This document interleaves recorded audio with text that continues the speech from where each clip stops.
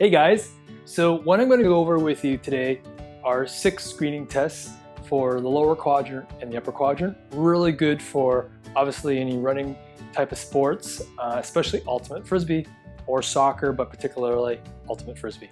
So the first one is just a simple one-leg balance test.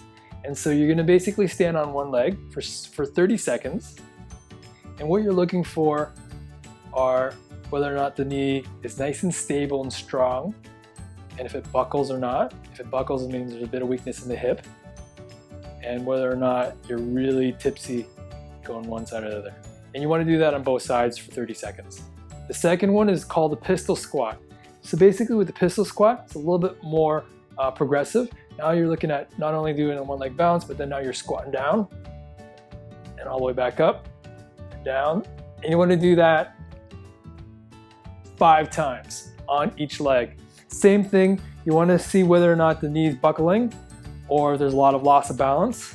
And particularly important to see if there's a difference between the right and left side.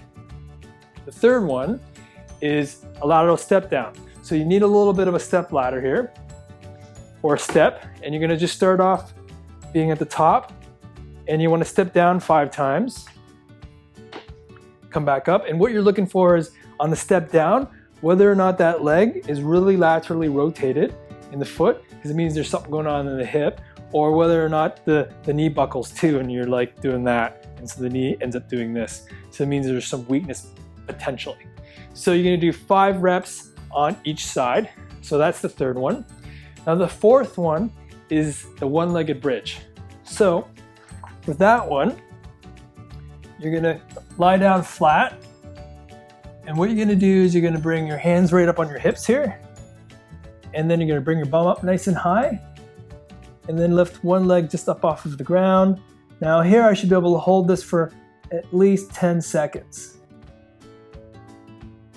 And then you're going to switch over to the other side. And once again, you want to also look for any differences between the right and left sides. So if the hip starts to fall down and it doesn't stay level, right, that's what you're looking for.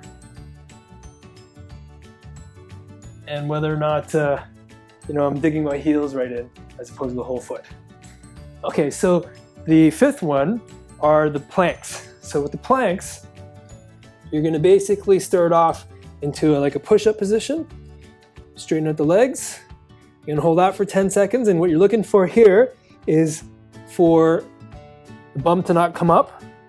So you want to keep it nice and level, and also more importantly for the upper quadrant, that the shoulders don't sag and sink in and collapse. So those shoulder blades, they got to be nice and strong, but you're not overcompensating going way up here like that. Right neutral. And this is a really good test for the core.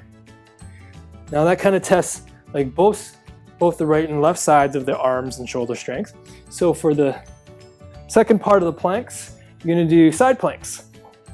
You're going to go down on one hand, and then you're going to basically try and lift this hip and straighten out that arm and bring this hand on the hip and hold that for 10 seconds. And what you're looking for here, if there's a lot of unsteadiness in that right side versus the left.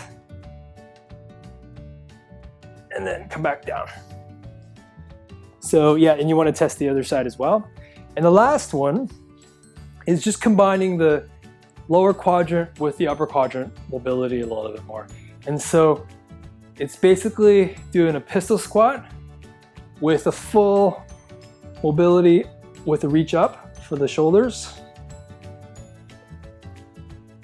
And basically you're doing one-legged pistol squat with a full reach up 10 times on each side.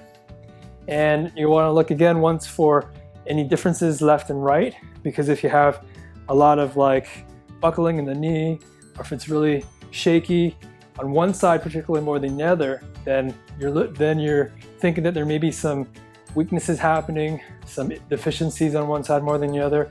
And it can also help you kind of see if there's potentially any other things that may be going on in terms of imbalances, like maybe there's some inflexibility, and point you towards where there may also be some previous injuries where that may be need to be addressed a little bit more. So there you have it.